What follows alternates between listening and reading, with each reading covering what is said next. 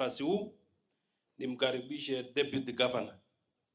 Deputy Governor Helen, na unajua DG kama mkubwa yako yuko, you cannot talk for long. You cannot overshadow your boss. So take the shortest time possible. Thank you very much, Regional Commissioner. I remember the lessons. I will not do that. Kwa mgeni wetu wa heshima siku ya leo, Waziri Kipchumba Murkomen, tunashukuru ya kwamba umetembea Makueni County. All protocols observed. I just have 2 points ningependa kusema.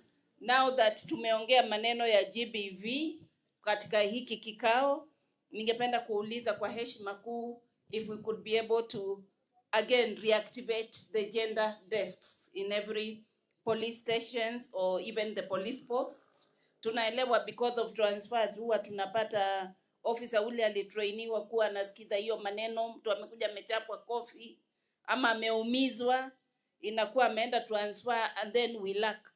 There are times unapata kuna hiyo maneno, unapata kuna wengine labda hayo maneno the gender desk wale wametrainiwa wameondoka. Kwa hivyo ningependa kukuuliza we reactivate, but at the same time we request for a training for gender desk officers within, retraining especially mahali hakuna.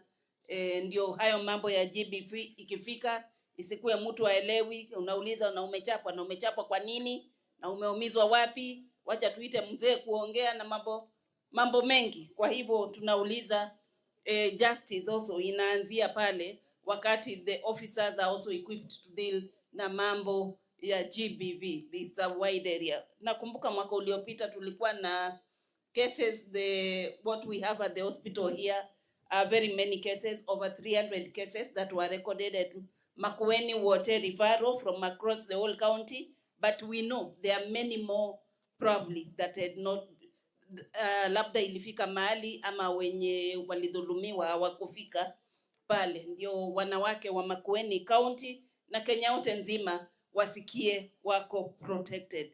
Jambo la pili ningependa kuzungumza ni mambo ya ukifika pale karibu Malili, na imegusiwa kidogo pale kunaitwa Kalanzoni Malili pale. We have a confusion on administrative boundaries. The political boundaries, I know unaelewa ni ngumu kubadilisha political boundaries.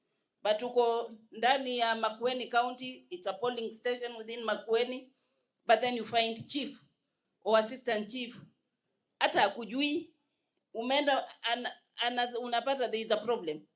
So we have a problem because we know what happened ni kwamba hii Makueni wakati ilikuja kutengenezwa ilikuwa mtoto ya ilikatwa kutoka Machakos County, and because hakukuwa na barabara ya lami, I think it took time ikawa mahali kwingine kukaanza kuwa administered from a neighboring county.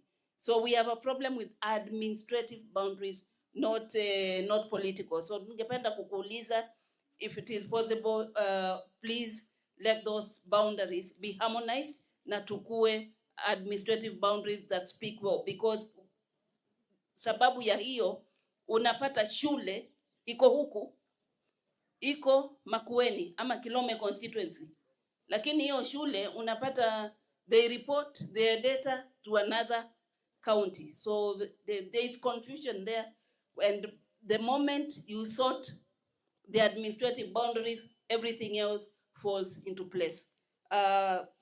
Langu la mwisho ningependa kutoa wito now that tumepata hii fursa. Asante, umetutia machief na assistant chiefs na viongozi. Kuna wakati tuko na mabaraza, gavana kuna mabaraza pale, lakini sijamuuliza.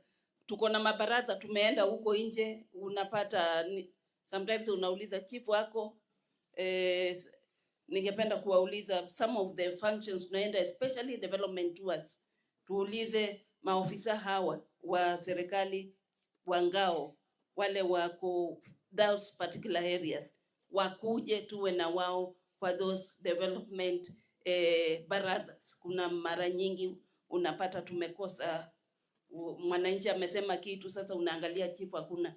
Kwa hivyo machief, we are not reporting you, tunawauliza development tours, kujeni especially in your areas, tuwe na gavana wetu na wale viongozi wengine, because tunaulizwa maswali nyingine sio yetu. Otherwise we appreciate the cooperation tuko na nyinyi. Finally, ningependa kuchukua hii fursa nimwalike